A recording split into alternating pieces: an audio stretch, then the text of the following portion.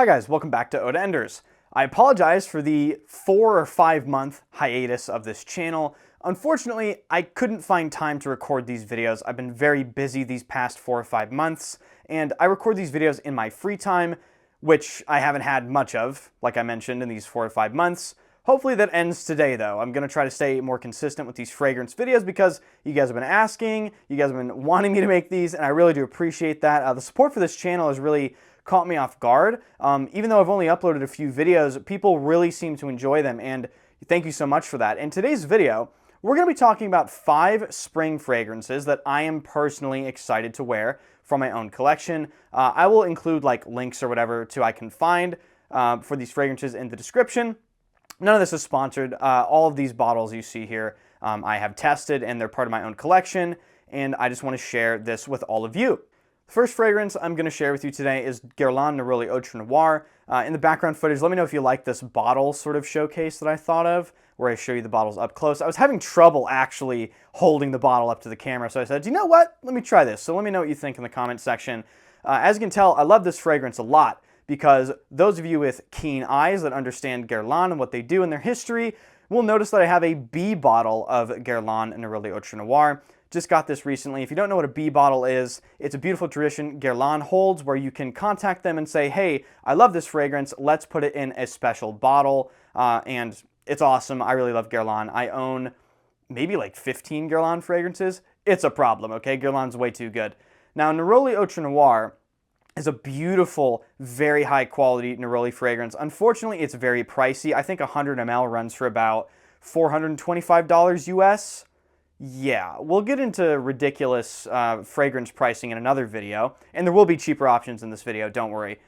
But the fragrance itself is a gorgeous combination of very high quality, citrusy, orange blossomy, almost woody, even fruity in some facets, neroli, with a masterful rendition of a smoky sort of black tea nuance. So what it really is at its core is it's a neroli tea fragrance, and the balance here is the key. The balance is unbelievable in this fragrance. It is so complex, but it's so clear at the same time. Like, you can tell the two halves of the fragrance. You can tell it's very neroli heavy, but you can also pinpoint that black tea. You can pinpoint the smoke, and you can pinpoint some other floral aspects of it. It's absolutely beautiful, and it's not the only Guerlain on our list. The second Guerlain fragrance I'm going to feature in this video is also from the L'Art de la Métier collection, which is part of Guerlain's sort of niche collection, if you want to call it that.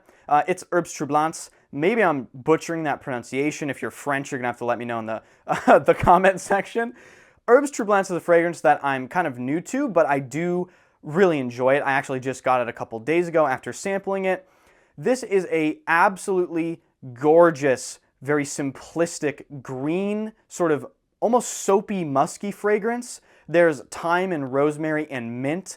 It is such a gorgeous herbal rendition combined with bergamot. So it's a citrusy, clean, soapy green fragrance. But the cooling effect, as I call it, I think it comes from the mint or maybe some other herb. The cooling effect that runs through this fragrance and just the quality here is second to none. This is one of the best fresh green fragrances I have ever put my nose on. And I've probably at this point sampled, I don't know, maybe like over 1,200 or 1,500 different fragrances. This is one of the rare instances where I was like, wow, this is a green leaning fragrance that I am really impressed with. Unfortunately, it's also not that cheap. I believe it's also $425, which for this scent profile is outrageous. But if you love it enough, like I did, I guess you're just going to have to add it to your collection. Maybe save up for a couple months. I don't know. I don't know what they're doing with prices. I really don't. Moving on.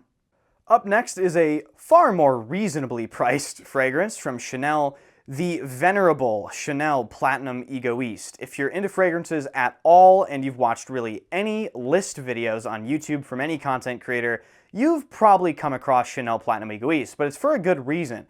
This fragrance isn't hyped because it's a hyped fragrance. This fragrance is hyped because it truly does deserve the hype. It's a fantastic, professional, clean, buttoned up smelling fragrance. The bottle I have is the older bottle style. I think my bottle's maybe from 2018 or something. I don't really know why I bought a vintage bottle because the current formulation is just as good. But if you want a fragrance that you can wear anywhere, any season, if you want to smell like you know what you're doing, even if you don't, buy Chanel Platinum Egoist. At least try it, get a sample. It's fantastic. It should be fairly easy to get everywhere. You should be able to walk into really any Macy's or department store and at least smell it at the counter. Hopefully. Who knows at this point? I've walked into stores and they don't have anything that I want to smell. So who knows at this point? Moving on. Up next is definitely the most peculiar fragrance in this entire list. It's from Javois or Javoy. I'm still not sure how to pronounce that. And it's called L'Art de la Guerre. I think it means the art of war. This is, like I said, a very peculiar fragrance. It's definitely the most challenging one on this list, or the most interesting, depending on how you look at it. It's an Immortelle lavender leather rhubarb fragrance with like sandalwood and I think some patchouli. Let me try to break down how this smells. So when you spray L'Art de la Guerre at first, you get hit with sharp rhubarb and really realistic crisp green apple up top. Then as you wear the fragrance, you get some of that Immortelle, the everlasting flower. Immortelle gives sort of a vegetal smell, almost like a medicinal vegetal smell to a fragrance. And you get the lavender, then the leather comes in.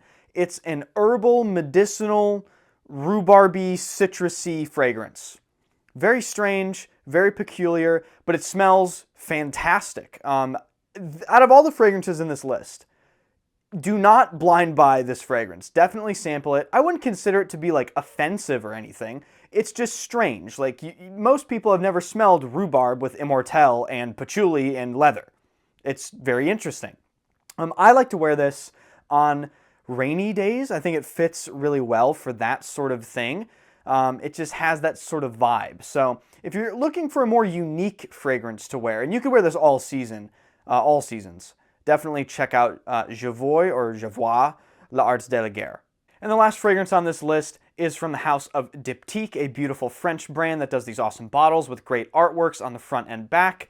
It's called Eau de Menthe. As you can probably guess from the name, this is an eau to mint. This is a very mint-centric fragrance. It is very different from the mint note that is featured in Herbes Troublants. Herbes Troublants by Guerlain has a mint note that is complementary. This is mint-centered, okay? They gave mint the full stage here. It's a lot denser. It's a lot greener. It's as if you grabbed fresh mint from the store or your garden and just started smashing it in your hand, and then you smell it. That is what this really smells like. It's a very green, very fresh, again, very cooling experience. There's some other stuff going on in there. There's some geranium, which adds a bit of a floral nuance, and there's a bit of spice. Like I'm talking about maybe last for, I don't know, 2 minutes when you very first spray it. That's from the nutmeg. Other than that, mint. So if you like mint, you like the idea of fresh green fragrances, but perhaps on a bit of a denser side, this is probably right up your alley. Now, I don't mean dense in terms of, you know, this fragrance is the strongest fragrance ever made. I mean dense in terms of just how thick the composition is. Like that greenness is very present. But that is going to wrap this video up for now, guys. I can include, God, I don't even know, maybe 5 or 6 more fragrances in this video. Let me know if you want a second spring video, or just let me know what type of videos you want in general. I haven't really done many fragrance videos. I'm really new to this. I'm not as good as I would like to be at describing the fragrances yet. I really look up to a channel called Seldomly Often. He does great work when it comes to describing fragrances.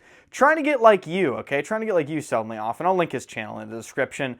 But I have a lot of fun making these videos. I hope you guys enjoy watching them, and let me know what you thought about the suggestions and everything else. If you did enjoy everything, hit the like button and subscribe to the channel. Gonna try to put these videos out pretty consistently for you guys, and I'll see you guys in the next one, hopefully soon.